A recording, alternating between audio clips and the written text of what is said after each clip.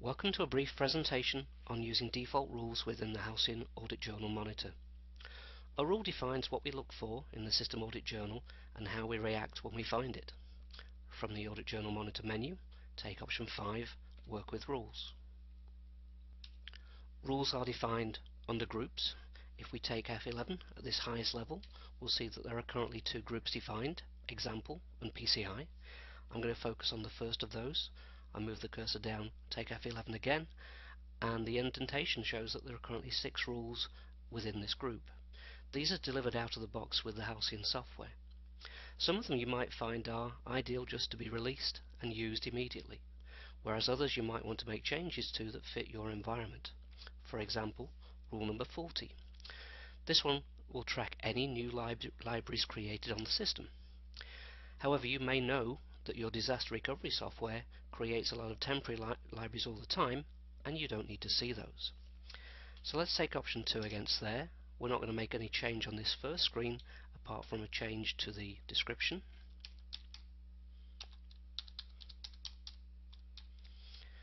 And then we press page down to see the rest of the information about this rule. The first of those is a selection criteria, and the second half of the screen shows the actions performed when we see the criteria fulfilled. So let's just have a quick look at the rule, the selection criteria. We see that all we're looking for here is any object type of *lib, a library. Now, as we said, this isn't sufficient for us. We need to add an extra rule, so we're going to specify an omit record. We're going to specify that the object name begins with drtemp, and again we're looking for libraries, so we now have a record that says if we see a library begin with drtemp, do not audit it. Press enter again.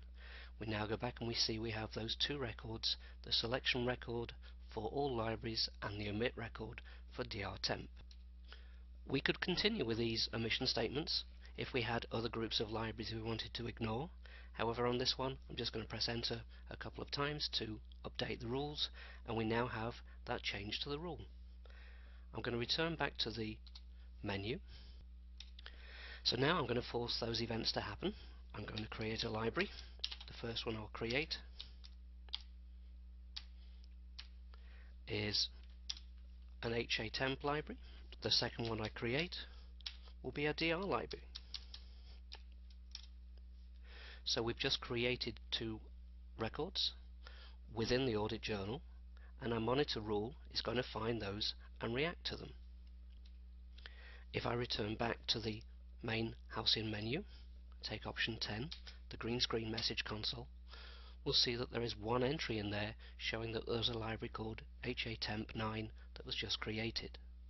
The important thing is there isn't a record there for drtemp9 because we told it to ignore any library name that begins with drtemp.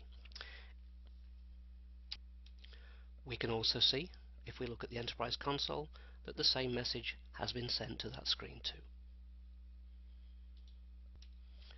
From the green screen console, we're going to close this alert down.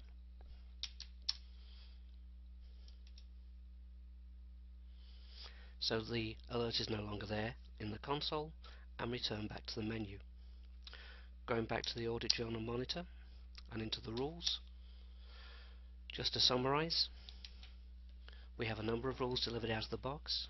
These can either be used as they are or changes made to them. Other examples of rules you might want to change. Option 10, you might want to ignore some of the system values when they change, as they're not relevant to your security tracking.